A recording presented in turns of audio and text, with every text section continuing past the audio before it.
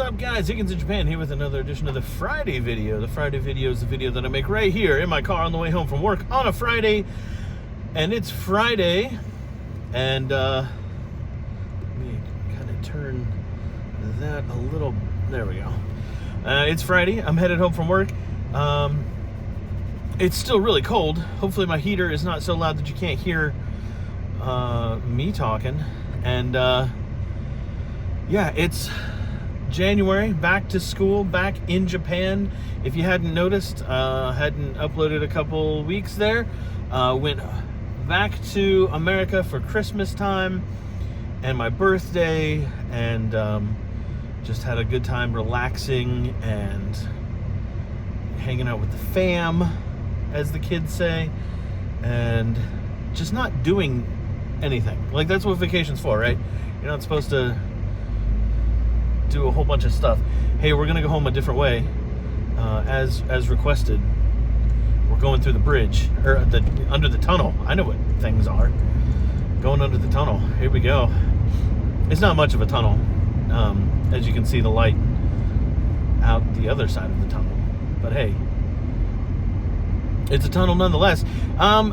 Yeah, so back to school, back to the routine, back to, you know, getting up at early times and, you know, all that good stuff, as one does for a routine. But yeah, so back in Japan, as you can see, and wanted to just make a little video update as this guy just blows through that yellow light. He was not happy with the way that I was driving, apparently. But that's all right. I'm turning. He's going straight. Who cares? Why do I always talk about the terrible drivers in this town? I don't know. But yeah, a couple things wanted to talk about, and I completely forgot what they were. So I think one of the things, actually, let's stop rambling and actually get to the point. So the point of these videos, obviously, is if you want to be a teacher in Japan, you want to know kind of the ins and outs of teaching, that's what this video series is for.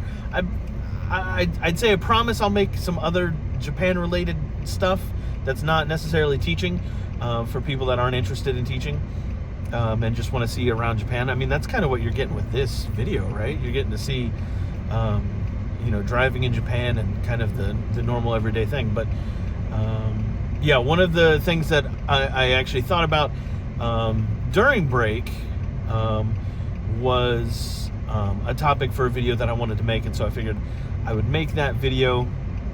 I probably have talked about this topic before, but I didn't make videos for a couple of years, so I don't remember what I've talked about in the past. So if there's some overlap, that's all right. And hey, if you're new, then it's new information to you, and if you've been around a while, you've probably forgotten. Well, let's be honest. But one of the things, a topic that kind of came up during, like right before break, actually, and something that I was like, oh, that'd be a good video to talk about stuff, and that's being like taking authority in the classroom. And I don't mean like discipline authority, but having the authority to say correct something, or even like if you're grading a test and something is worded incorrectly or correctly, but it's not what the book says. So this is a kind of a tricky thing to navigate, because if so I've had this happen before. A teacher was writing something on the board and looked at me and said, "Is this correct?" And grammatically it was correct, right? So it fit all of the, like, yes, this is correct, this is proper English. But what he was really asking, he wasn't asking, is this correct grammatically?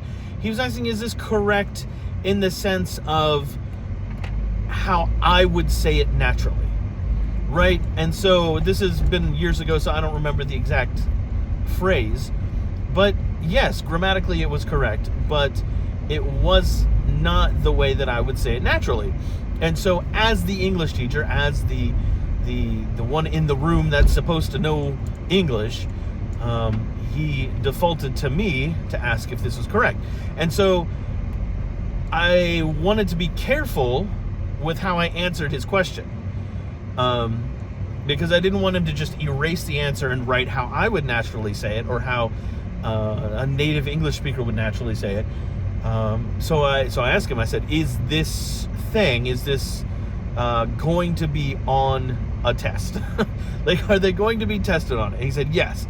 I said, okay, for the test, you're going to want them to say this, right? And because if they say something different, whether or not it's correct or not, what their answer is, if they say something that's maybe a modification or a difference in saying this phrase, while it might be correct, if you're grading for this answer, then you're going to mark it correct or incorrect, and they're going to think they got it wrong. So I said, yes, for the answer on the test, this is how you want to say it. For the natural, everyday, conversation-y thing, you want to say it like this. And so he told his students, he said, okay, for the test, know it like this. But then in the margin of your notebook where you're taking notes, write that you can also say it like this in casual English. But for the test, study this. And so that was one situation. The other situation actually happened, and it was funny because I was thinking about this topic, and then it happened last week, where we're going through one of the 5th grade elementary school books, and the unit is, what is it? What do you want? What do you want? What would you like? What do you want? It's one of those two, but it's a restaurant situation where somebody's ordering food, and they give you a whole bunch of flashcards that have a whole bunch of food names on it, and the kids say the names, and we all move on, and then we pretend like we're at a restaurant or whatever the case may be for the lesson. But it's a whole bunch of flashcards with food names on them. And we got to, I think there were 3 in particular that I took offense at. And I mean that. I was offended. No, I wasn't really offended. But the English on them was not correct. And the first one was a picture. So I showed them the picture. And I said, what is this a picture of? Great job, guy. Thumbs up. Thumbs up for the driving there. What is this a picture of? And the picture was of the Japanese dish omurice. Omurice is rice with usually some like ketchup and some other seasonings, maybe some like chopped up ham or pork, some kind of something. It's cooked, and then you take scrambled egg.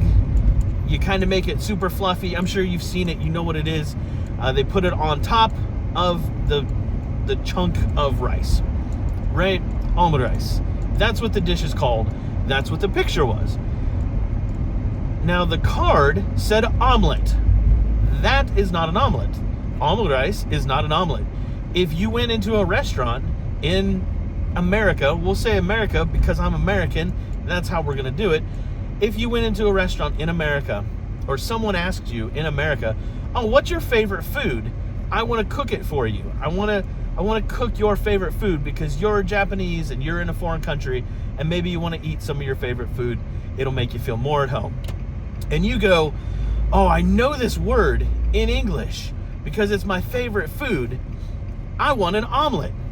So you tell whoever's making the food for you, omelet. Omelet is my favorite food. Okay? They're not going to make you omurice.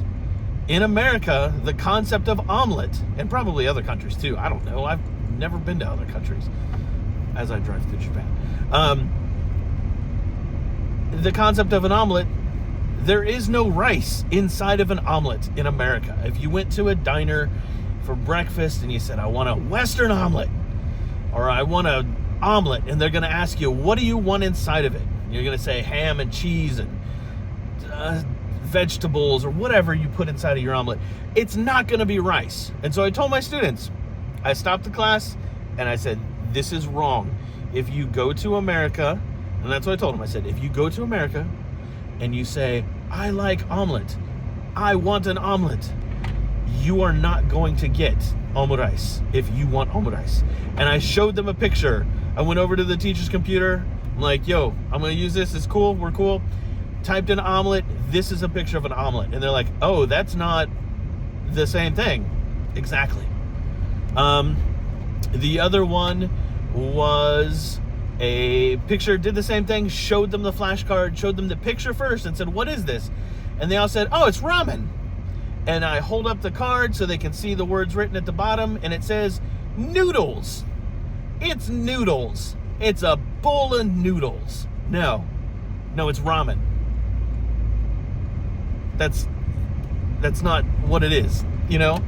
And so did the same process. I won't go through it with you because you know what noodles are. But I said, again, if you go to a restaurant, or you go to the grocery store, or you go to someone in America and say, I want noodles, they're going to give you a plate of plain spaghetti noodles, or a plate of them thick egg noodles that are, so good. I almost bought a pack of egg noodles when I was in America because I miss them so much. You can't find them here in Japan. They're so good, thick and fluffy. Egg noodles are so good. But noodles are not ramen. Noodles are in ramen. Noodles are also in udon and spaghetti, and I don't even know how many types of noodles that you could possibly have in Italy. They've probably got 1,000. And so again, coming back, we'll bring it back before I get too angry with the words that are coming out of my mouth. Taking the authority in class to say, hey, this is wrong, this isn't right, it needs to be said this way, or it needs to be pronounced this way. This is going to sound really dumb. Some people might need to hear this. You're the English teacher. You have the authority in class to say, no, this is how this is said, this is how this is pronounced. Obviously, if it's going to be on a test, or if it's going to be something like that, you want to be careful, because you don't want to say, oh, this is how you say this is wrong, and then they take a test and they all write it how you wrote it or how you said it, and then they're wrong. So you don't want to do that confusing part. So you want to make sure that that's fine. But stuff like noodles, stuff like omelet, stuff like mochi, where they just translate it as rice cake, I need to end this video before things get bad. Stop translating food. Descriptions of food are not the definitions, okay? That is the hill that I'm going to die on. All right, guys, I'm going to go home and try to relax after this heated debate with myself. All right, so have a good one. Thanks for watching. Check out all the links in the description below if you've made it this far in the video. I should say it at the beginning because nobody listens this far. And I will see you when I see you. Have a good one, guys. Peace.